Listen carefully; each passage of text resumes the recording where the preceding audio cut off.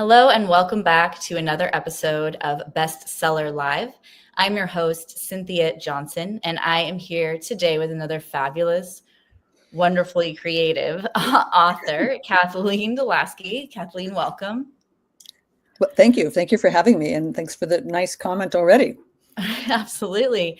Her book, Who Needs College Anymore, coming out February 25th, 2025, honestly, I can't wait to hear more about this book. Like, Who Needs College Anymore has been kind of floating around in my head off and on for the past couple of years. A little bit about Kathleen. Kathleen is the founder and board chair of the Education Design Lab, which works with colleges, states, and employers to design shorter, more targeted forms of higher education. She serves as senior advisor for Harvard's Project on the Workforce and teaches higher ED redesign at George Mason University. She serves on several boards, including Credential Engine and the advisory board of the Taubman Center for Cities and States at the Harvard Kennedy School of Government. She also manages the deLaski Family Foundation, a national grant maker in education reform and education mobility. Kathleen is clearly well-versed in this topic. Welcome, Kathleen. So excited to have you. Well, thank you for having me. And I'm curious to learn why you've been thinking about this topic for a while, because everybody has their own story, right? Yeah, yes. And we can get to that in the interview. I'm sure it will come up. I recently, I have a 7-month-old and a 3-year-old and millennial. So I went through the whole college, take loans, don't take loans. Everybody owes money. Nobody owes money. So the topic is definitely highlighted in my life. But I'm curious, when did you enter this space? Like, when was education reform, if that's correct, highlighted for you? Well, it actually hit me, I would say, when my own children were going through middle school and high school. I had a very sunny, wonderful, traditional 20th century experience with higher education back when it was inexpensive. And I applied to one college and got in. And researching the book, when I went back and looked at whether I would get into that college today, I did like one of those AI search agents. It's Duke University. That's the only school I applied to. It told me that, the AI agent said I would have a 3% chance of getting into Duke today. So I don't think when my kids were going through, and my kids went through middle school and high school, like in the 2000s, around the time of the Great Recession, and they were totally the way through. And we live in an area that is very, that's a pressure cooker. It's the DC area where everybody has like even a graduate degree and a postdoc. It's a highly educated area, and you're expected to go to college. And they were really struggling, both of them. One of them ended up going to college, one did not. But I was made to feel like an outsider, very much, because, I was constantly being like called to the principal's office. And, one of my kids got, asked to leave, 3 different high schools. She had, at that time, undiagnosed. She was on the, autism spectrum, and we didn't know to call it that at the time. But highly intelligent. So, you don't think, oh, let's look for a different path. But, so many people have a story like that. And then when I got, I became a journalist for the first half of my career. And then, it came after, working at AOL as a product developer and, learning about what users want online and how, the early days of online learning. And then from there, I went into education reform, starting at Sallie Mae at the, which was the education finance leader at the time, and then left Sallie Mae to really go to first work in the charter school environment, because I was very motivated by like this idea that your zip code defines how prepared you will be for college, because it defines how good of an education you'll get in K-12. And it felt like such an unfair situation for many sectors of America. And so I worked on K-12, but then it really hit me, after 8 to 10 years of doing that we were making gains in helping these students get to college, and that was the goal: college access, college for all. But what we didn't have the data then, that they were not, many of them, like half of them, were not succeeding on the other side. And in fact, their lives were often, they were worse off by having gone that route. And me and a lot of other people I knew who were in K-12 education reform actually crossed over to work in this space of, okay, what comes after high school, and why does it have to be a 4-year degree? Because only 38% of American adults hold a 4-year degree, and we never talk about the other, the majority, the 62% who don't. We never talk about what they're going to do, except for maybe trade school. And so I've spent the last 12 or 13 years, starting this organization, the Education Design Lab, and working towards helping colleges from the inside think about, wait, we need more constructs than the 4-year degree, because that setting it up for a college or bust environment for all of our learners is really kind of beginning to hold us back, particularly because it's become so expensive. And let's face it, this next generation is a little more, I don't want to say fragile, but they have a different set of priorities about how much time they want to spend sitting at a desk. And it's contributing to the mental health crisis, to be honest. Everything that you're explaining makes complete sense. I've never, as someone who went through that same process, I remember being removed from college classes because the teacher went off on a tangent, and I politely said, I don't believe that's what we're paying you for.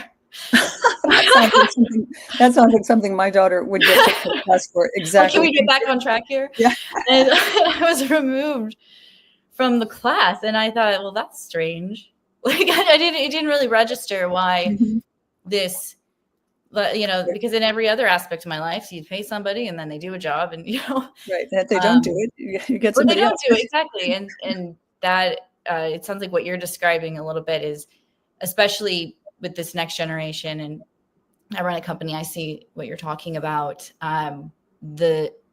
If you can do in 4 hours what someone else does in 8, why do you have to be there 8 hours? Right. So in the book, how are you really thinking about or framing this? Like, what's the big idea? So I use a methodology of human-centered design to research and frame the book. And if some of your listeners are not familiar with human-centered design, is basically where you think about innovation through the eyes of the end user, and you start with them and their needs that are not getting met, and you work on design starting from kind of the center of the end user. And so the book is organized by those stakeholders, by users, right? So there are chapters on families, there are chapters on how high schools are preparing people, and how that's changing at the front lines of when people say, am I going to go to college? And so you go to the front lines and meet some of those folks who may be looking for other choices, but do they have other choices? And then we look at colleges themselves, and how the value proposition is beginning to change. The demands of the end users are that, hey, we want you to prepare us for good jobs. And we look at, are they actually preparing you for entry into the workforce, or are they giving you a broad brush degree from their point of view? And so we look at who's innovating in that regard. And then we look at employers and what workarounds are employers using, particularly in fields where they are desperate for talent pipeline. Because I say in the book that is going to be the future for many industries. With we're going to get to net immigration, zero population growth with net of immigration by like 2043 maybe.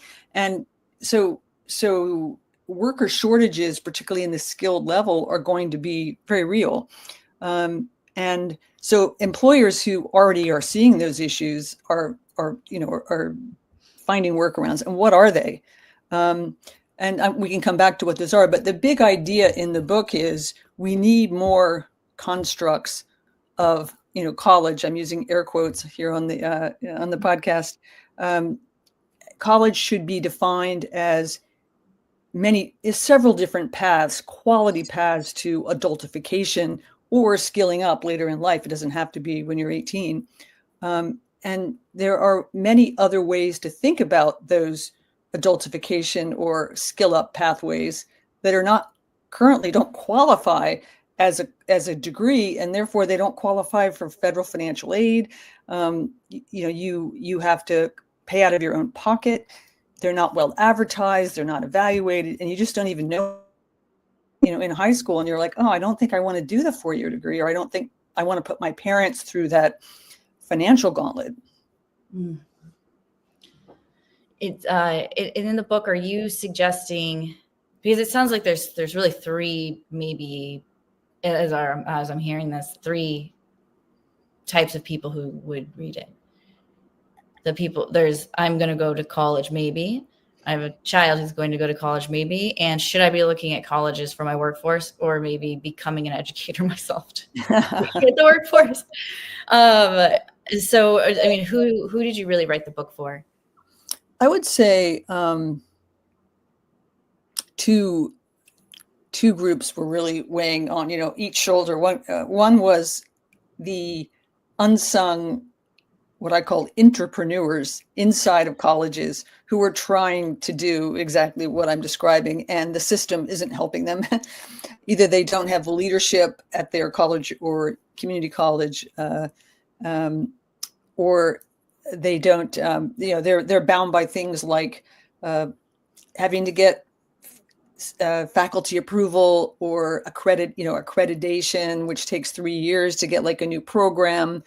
The term things they want to do don't qualify for federal financial aid. So one of my audiences was people inside, practitioners who were trying to make inroads into expanding the definition of college. And my second, was really all the people who come up to me when they hear what I do and say, "Oh, I have a 2-year-old. Are they going to need college?" I had a lawyer that I was working with on something else said, "Oh, when you have time, could we talk about my son who's 17? And I don't think college is the right path, but I don't know what to suggest to him, and I don't want him to feel like nothing, Those are the two audiences that I kind of wrote the book for.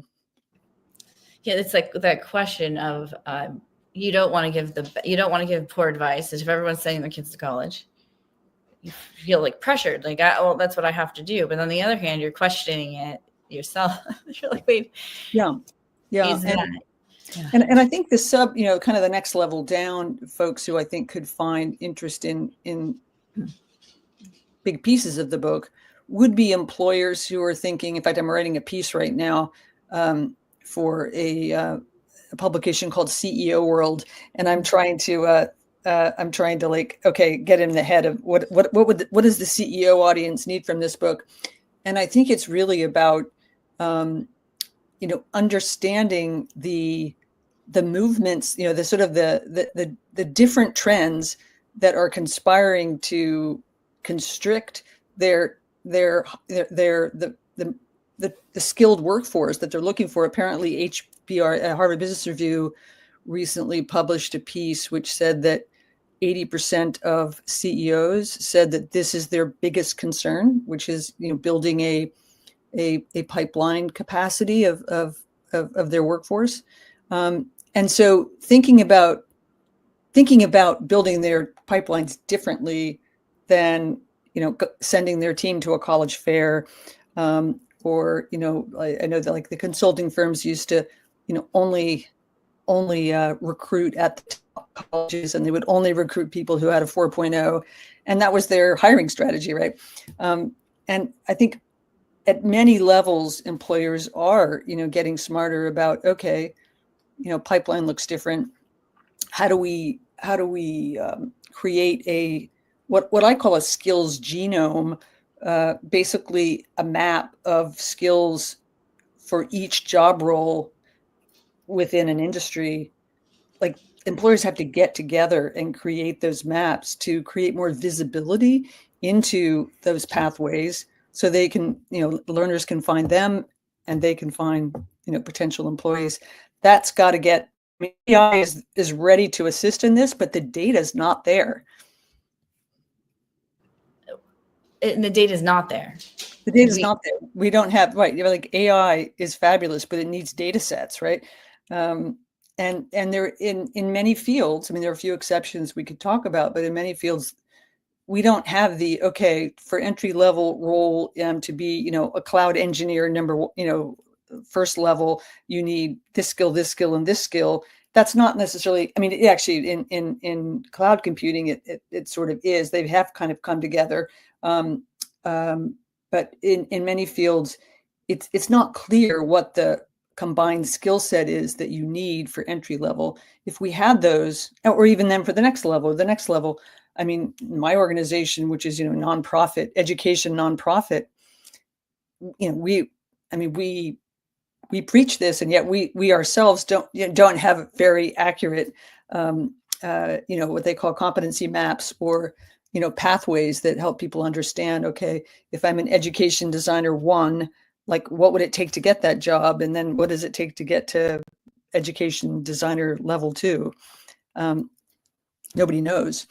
A few fields like cybersecurity and certain ones in advanced manufacturing have out of desperation for talent, workforces have developed those. So I do think employers will find motivation and this idea that they need to work across silos with colleges, and sort of how to do that, where the entry points are, I think could be helpful. Yeah, I guess, but in either level, I mean, any level, there's this human element to it. Mm-hmm. That is so interesting when you say, like, who needs college anymore? Because often what I've seen is the relational, oh, I went there, or, you even see on LinkedIn, they're telling you to apply to things because the person who most, like 10% of people went to the same school as you, or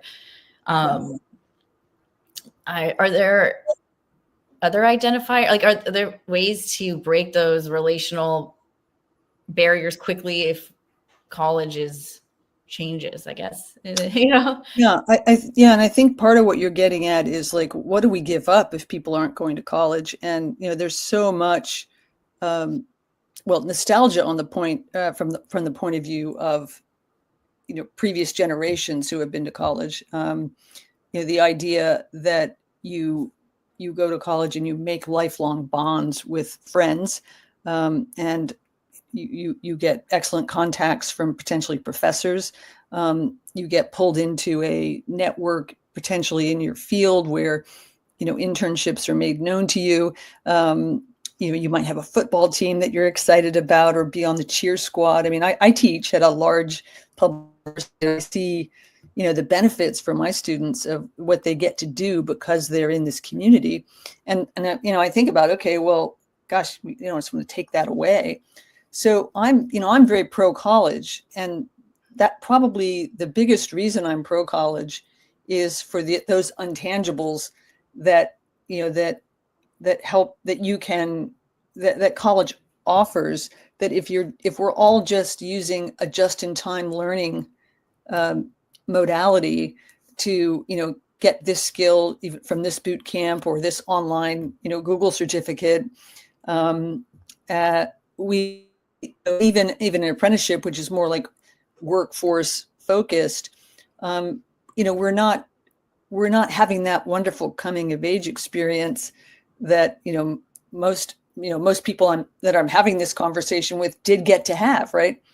And largely we have to have this conversation because we've priced ourselves, we've priced most of them, not most, but a good majority of Americans out of the market, right? I mean, my college cost, well, I can't remember what my university cost, but I went to one of Harvard's graduate schools. I went to the Kennedy School of Government, and I had to pay for it myself. So I remember very, very much what it cost. It was $6,000 a year. And it was in the early 80s. And I could make that happen as a 22-year-old by myself, who can do that now? I mean, I'm affiliated with Harvard, and I would say that the Kennedy School, so many now of the applicants are from overseas because Americans are not applying for the John F. Kennedy School of Government because it's too expensive. It's just college change. Like, does that, I guess the expectation have to change if we enter this AI world, we know all this stuff. Like, we know everything. Like, I can tell you things I don't understand in it, but I can tell you all about them. And I don't understand a word of it. So if the knowledge base is widely acceptable, what role does college play? Yeah. I think what I try to push people to think about is, if you've got AI on the side as your guide, either the professor, what you need to do in a college environment is interact with the information. I teach design thinking, and it's supposed to stand in for one of the general education requirements in the honors college. That's where I teach, and and I get very excited about how Gen Z is interacting, because I'm encouraging them to use AI, bring it to the table, and we're coming up with. We're doing user research. We're coming up with ideation and prototypes, and we're testing them with people. So, it requires them to be active with people and collaborate with each other and use critical thinking skills. So, because we're not, it's not, and more colleges are doing this, and that's great. It's not rote anymore in the sense that you're just being asked to spit out facts on a test. I see very few folks doing that, except if they have to get through a first round engineering or chemistry class, right? So I do think that higher ed is embracing AI to kind of take the learning it can open up to you to the next level of like interacting with it. But I think, to come back to what we lose, if fewer people feel they can afford college or feel that it's relevant enough for them because they can just look up the thing. I think the products that I'm talking about that we need to have, on the college website are like portions of it, like how like design thinking is a great example, or having cohort, like shorter term cohorts where you could get like what might have been a study experience, that you get a affordable short-term version of the college experience part of college that you can sign up for like a semester, as opposed to, oh, we'll give it to you in the 4 years, but you've got to pay for 4 years. That's the packaging problem that we have, is that people don't want to have to buy the whole product anymore. And I think colleges have to figure that out, and they have to be funded by government to be able to afford to do that. Because right now, they're only allowed to offer, certain kinds of courses. So that is, that like government and colleges have to come together to create this new set of services that are smaller in pieces and more discrete in people understanding the value proposition. And correct me if I'm wrong, it almost sounds like the putting the experience part back into expertise, like, Yeah. like what are we actually, like, and you do the thing, try the thing, experience whatever it is, because the truth is, where I think AI has been really helpful, is how quickly we can understand now who actually does understand something. Interesting. Because information provided without context is just information, it doesn't mean anything to you. And so there's this other place. In fact, I run a personal brand development agency, and we work with a lot of people doing really big, amazing things. And I'll ask them to draw, like, what does the world look like if you're successful. And what's so interesting, it always ends up looking like a flower, like circles with lines connecting to other circles. and it is that, like, that interaction, or that embracing the actual doing of the thing and the motion of the thing, that stands out to me when you're talking to people who are becoming experts, or becoming really aiming to have a deep understanding of something. Like, everything is a motion. There's forward motion behind it. I love that. Yeah. And if you could go back to college all over again, Mm-hmm. what would you, and if so, what would you do differently, if anything? I mean, I tell people, and I probably would have taken this advice myself if old me could go back with my knowledge to, or I had an AI agent to tell me what I know today. I say to people, if you have the money or access to the money through your family, if you have the time, meaning you don't have to take care of an aging parent or a grandmother, or you're not a single mom, I say go for it. Go for college, even despite everything I've said. And many people are at least trying. I mean, only like 40% of people don't get through the gauntlet that start. But if they haven't, I mean, I would advise people to be very careful about choosing your college in terms of what kind of debt to get into. And there are some that are better for ROI than others. I would say go for it. And I would have gone for it, even though I was just kind of swept along. I didn't even think about it at the time. But I actually did this in the late 70s when I went to college, because I knew I wanted to be a journalist. And my college, Duke, didn't have a journalism major.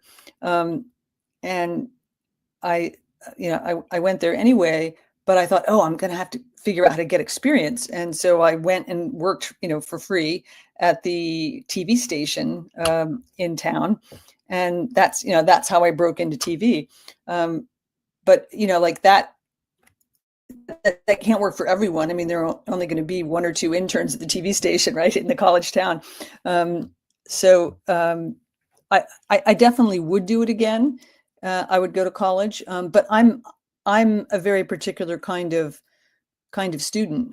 I don't know that one of my daughters did not go to college, and I tell her story in the book. I actually I describe sort of 4 types of people who can avoid or can sort of afford to give college a miss or skip it in this day and age, and 4 kinds of learners who really, the degree is still really kind of a.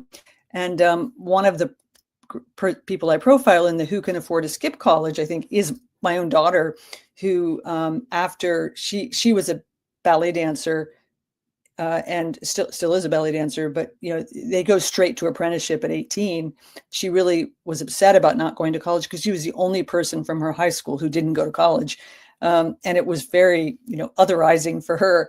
But after like 4 years, she got over it, because once they were all out of college, all the friends, right? She was still she's still a dancer today, but her whole ballet company got laid off during COVID, and she was out. So she did one of these boot camps in digital marketing, and wow, just in one boot camp, she was able to parlay herself into pretty good work, just off of a portfolio and the contacts she made in one boot camp. So I think when you're career switching, so career switcher who's well connected, I that's one of the categories of people I say who can afford to skip college, assuming you're not trying to be a doctor or a lawyer, one of the fields where, come hell or high water, you have to have that piece of paper, right? Yeah, that's it's such. I have a sister who didn't go to college, and I'll tell you, if you are that personality and you would go to college to make money, she certainly didn't have to. You know what I mean? It was like, and she has no excess of like things in her life. She was like, well, that's not gonna make money, so I'm not gonna do it. It's like, yeah. So I hear those. I love that you're looking at it from the different personalities too, because it's so clear that someone who's going to thrive in college sometimes than someone who's not.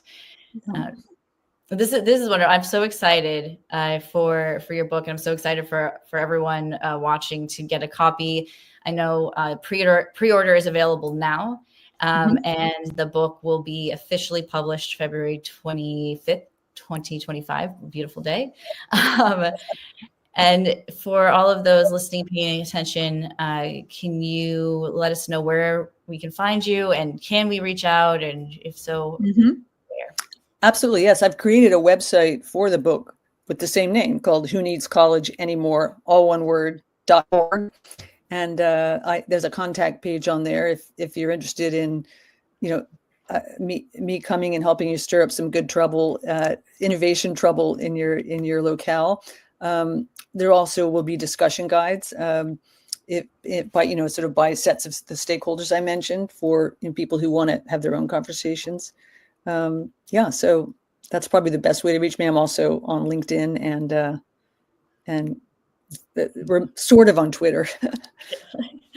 Amazing. Thank you so much again for being here. And for all of you who are watching, this will be included in our newsletter and also, of course, always in the show notes.